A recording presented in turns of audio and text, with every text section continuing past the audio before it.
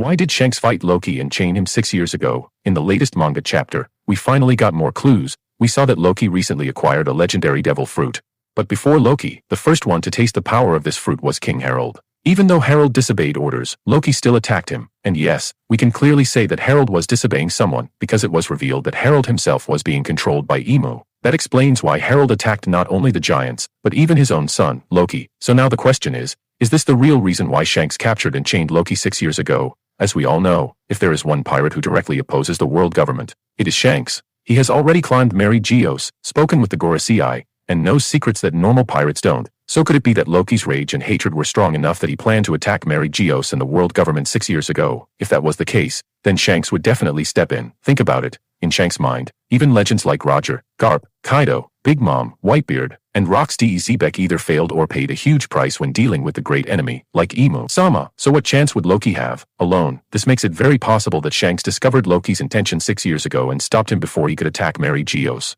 Our strongest evidence comes from Loki's words to Luffy. When Loki talked about Shanks, he called him a coward. So what if Loki didn't mean coward in battle? What if Loki meant that Shanks is a coward for not directly fighting the world government? From Loki's perspective, he may believe that he himself could defeat the Gorosei, or at least cause massive destruction. And this could be the exact reason why Shanks chained him, to stop him from meeting the same tragic fate as his father, Harold. So what if Shanks didn't chain Loki to punish him, but to protect him, to stop Loki from attacking Mary Geos, getting controlled by Emu, or being completely erased by the world government? Do you think this is the real reason why Shanks chained Loki 6 years ago? Let me know your thoughts in the comment section below. Now, let's talk about chapter 1170 itself. The most striking moment in this chapter is the Ragnir hammer. At first, we saw that this weapon was able to fight on its own. Later, it was revealed that the guardian of this legendary devil fruit was actually a squirrel named Ragnir. According to Harold, this devil fruit has been guarded for hundreds of years. Not a single giant was able to defeat Ragnir and claim it. Not until Loki. This alone proves how terrifying Loki's strength really is. Just imagine, no giant in history could defeat Ragnir,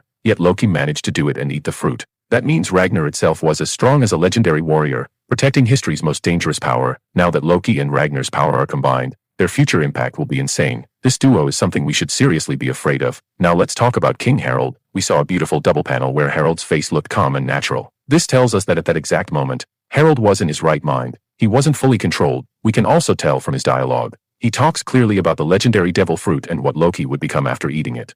When Harold noticed that Loki was capable of using Conqueror's Haki, he became certain that Loki could one day lead Elbaf. That's why Harold made his final decision. He decided to die. In other words, Harold made sure that Loki was strong enough to protect Elbaf from future threats, especially from Emu and the world government. When Harold realized that Loki could defeat those who would attack Elbaf, he said his final goodbye. Now, about Shanks and Skopper Gabon, we already talked about contracts in a previous video, similar to what Gabon explained.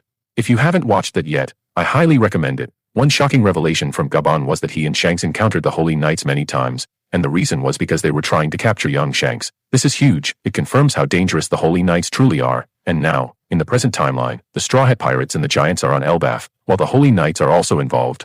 That means once Luffy's group fully enters the conflict, after this flashback ends, Luffy is going to show his true power. Now let's talk about the final panel of the chapter. When Loki attacked his own father, Harold, the moment became even more emotional when Loki said, "I love you." This hits hard, because Loki was introduced as someone with a heart of stone. To him, everyone was an enemy, but through this flashback, we learned why. From the moment Loki was born, his mother hated him. His father had no time for him because he was busy changing Elbaf. Because of this, Loki grew up wild, angry, and unable to trust anyone. But in the final moments of his flashback, we see that love still existed in Loki's heart, love for the mother he believed in, and love for his real father. Now think about Loki's motivation if he is released in the current timeline by Hodrud. His idol Rox Zebek is dead, the mother he believed in is dead, the giants rejected him, just like his sibling was rejected, and recently, he was forced to kill his own father. If Loki gathers all this hatred together, then anyone who stands in front of him in Elbaf could be killed. But here's the real question. What if Emu controls Loki? We already know that Emu is currently connected to Elbaf. If Loki turns into a demon like Bragi and Dory, will Luffy and his crew be able to stop him? I'll leave you with that idea for now. Anyway, that's our short analysis for One Piece chapter 1170.